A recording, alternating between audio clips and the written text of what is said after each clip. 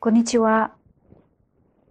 チベットテレビのテストモです。チベット This Week ではチベットやダライラマ法王、そして中央チベット政権に関する1週間のニュースをお送りします。それではまずヘッドラインを見ていきましょう。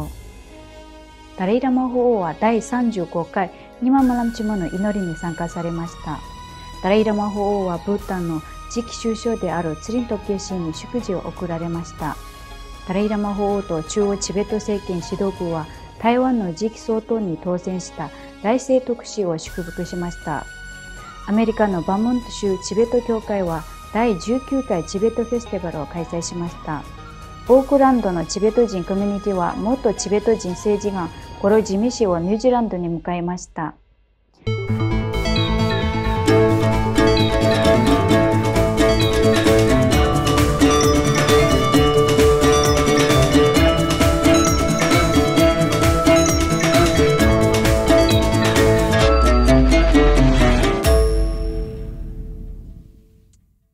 今週木曜日、ダライラマ法王はマハボディ寺院を訪問され、ブッダガヤ滞在の最終日にブッダガヤ世界平和セレモニーである第35回ニママランチモの祈りに参加されました。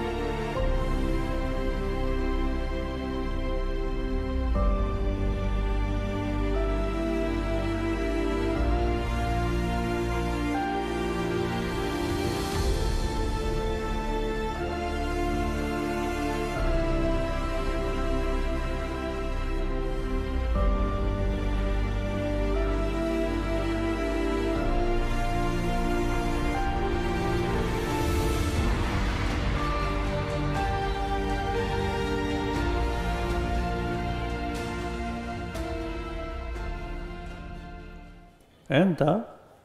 시 뒤줄이야 물음제와 개성으로 야고르데 얘네 조조데 니샤 축식이야 소소선데 점된데 그 공보다 맹겨지기 삼번남다 지게다 쳐버셔고래 뒤에 장면 돌려야 장法王はブッダが悟りを開いた場所である聖地ブッダヤで1ヶ月以上にわたる法話を終えられ、今朝ブッダヤからニューデリーに向けて出発されました。ダライラマ法王は1月13日に行われたブータン総選挙で首相に選出されたツリントッゲシーに祝辞を贈られました。祝辞の中で法王はチベットとブータンの人々が歴史的な関係を共有し、仏教の異なる形式を共有していることを記されています。法王はブッタン首相が国民の福祉のために力を尽くし成功することを祈られました。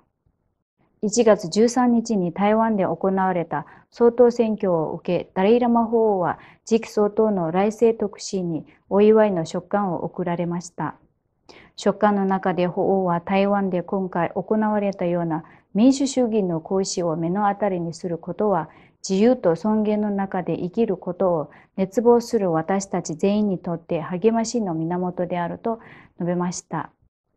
法王はまた数回にわたる台湾訪問を回想され、台湾の仏教等の強い気鋭を称賛され、折に触れて教えと精神的指導を求める台湾の方々の要望に応えたいと希望されました。法王は来世が台湾の人々の希望と願望を実現するために立ちはだかる難題に立ち向かい、成功を収めることを祈られました。また、中央チベット政権のペンバツニ出席大臣とドマツリンテカン副議長も、チベット亡命議会とチベット人を代表して、台湾の来世徳次期総統の統制に祝辞を送り、今回の選挙における民主進歩党の勝利は民主主義と自由の原則に対する台湾の人々の不屈決意の証であると称賛しました。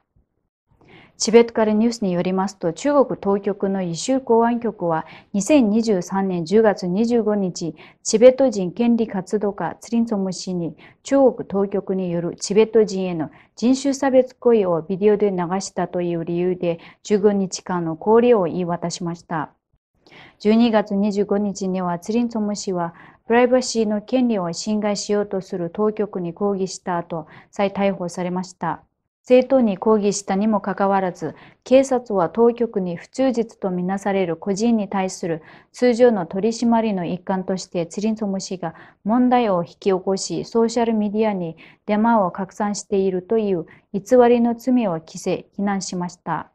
昨年の11月にはツリンソム氏は社会の安定を乱すというデタラメな罪状で逮捕され、十分な食事を与えられずに宣言の罰金を課せられた上、家族までもが脅迫されました。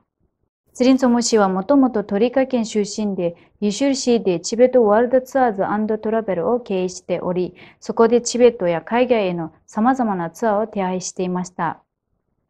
チベットの自由闘争についての認識を広めるため、バーモント州チベット協会は最近、第19回チベットフェスティバルを開催しました。毎年恒例のこのイベントは豊かなチベットの宗教と文化に重点を置き、ユニークなチベット人のアイデンティティを強調することを目的としています。また情報資料を配布し、チベットの現在の困難な状況に焦点を当てています。著名な元チベット人政治犯で人権活動家、構想でもあるゴロ・ジメギャツ氏が現在ニュージーランドに滞在しています。1月12日、オークランドチベット協会はゴロ・ジミ氏を招いてディナーリセプション兼トークセッションを開催し、その後一般参加者との質疑応答が行われました。ゴロ・ジミ氏はチベットでの秘密政治活動、2008年のチベット民族放棄への参加、トゥンルー・ワンチン氏とのドキュメンタリー映画 Living Fear Behind の制作について語りました。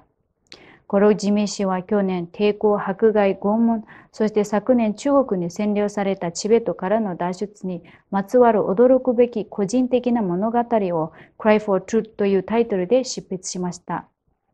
これで今週のニュースは以上です。チベットテレビをご覧いただきありがとうございます。